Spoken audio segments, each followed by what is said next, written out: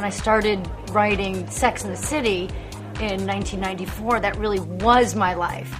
I was single, I was in my early 30s, all of my girlfriends were single, and it was the same thing with Lipstick Jungle. I kind of looked around and I thought, wait, all of my girlfriends from my Sex and the City days are now super successful.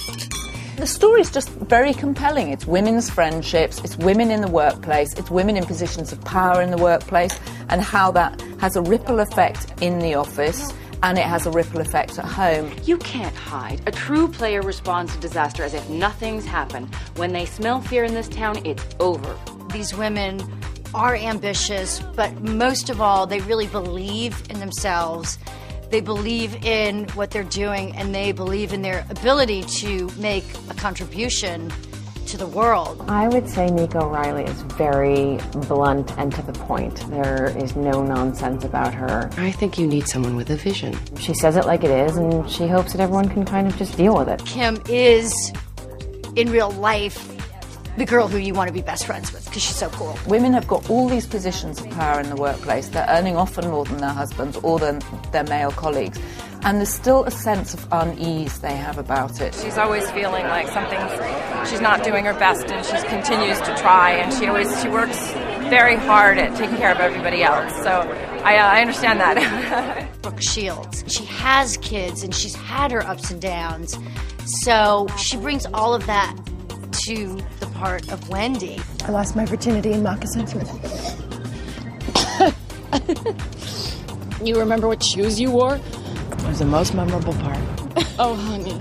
And Lindsay is just absolutely adorable. So they've brought those qualities to the part and just made them such interesting characters. It was a delight to actually watch Lipstick Jungle and see the kind of issues that they were dealing with. These were more believable women. It had a sense of humor. It was fun. It had the shoes. It had the really, really hot photographer. And I think that it was the obvious next step for Candace Bushnell to go in after Sex and the City.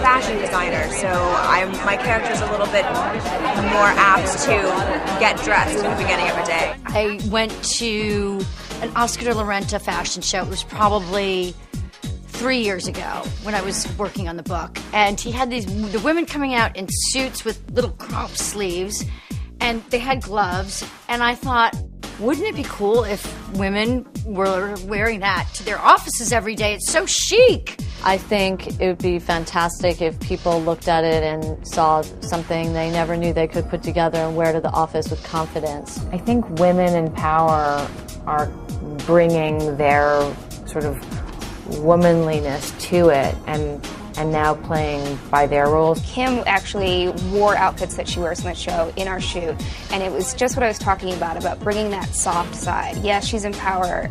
And yes, she can wear the typical suit, but she's also wearing these great pieces of jewelry, these flowy blouses, because you can't be feminine and in charge at the same time.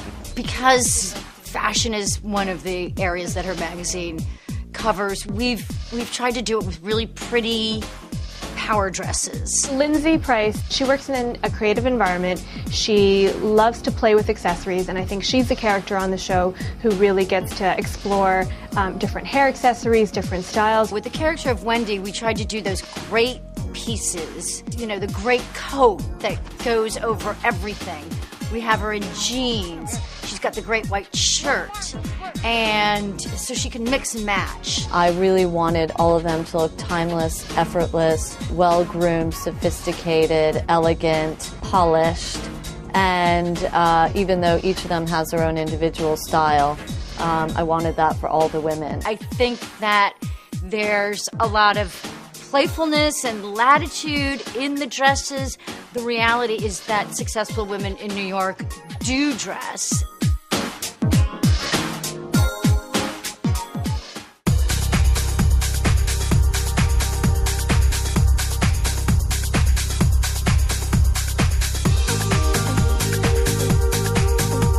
I I think pulling it together in the morning is really important, but you have to do it fast. In fact, I think you should think the night before, what do I have to do tomorrow? What do I have to look great for? So what I do is consider that a month before I get a great haircut, I know that I wash my hair a couple times a week. I do that the night before. I don't do it in the morning. And I make sure that when I condition my hair, I leave it in the least amount of time. Massage not the scalp, but the hair with the conditioner, and rinse it very thoroughly. One great tip is to smooth the hair on top of the head at night with a loose ponytail and with a covered elastic. That'll keep your hair up and out of your way and help the hair have more body when you take it out in the morning. If you're blowing your own hair dry in the morning, one of the things to do is not to just start stretching the hair when it's sopping wet. One of the best things you can do is gently detangle the hair first and put your head upside down and get about 50% of the water out. And then section the hair with big plastic clips and bring a small amount of hair down at a time. When one section's dry, move on to the next. I think the Dove brand brings a wonderful heritage. I think that they've done a great job with their products because they have formulated them specifically for different needs: sensitive hair, dry hair, frizzy hair, etc. They're incorporating serums, which is the hottest thing in skincare now, and also really moving ahead. Dove is right on top with that.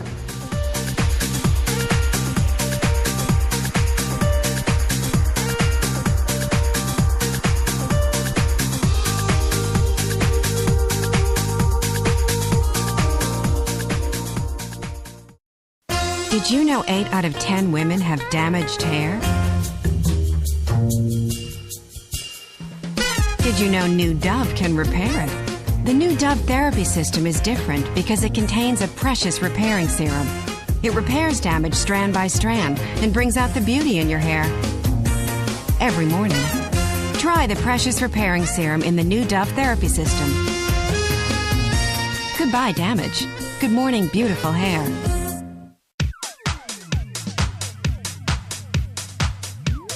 Wow! You like grease, like hot grease, like what's it? What girl? Sandy. You look like a hot Sandy from Greece. High fashion style. High fashion Sandy. Nice.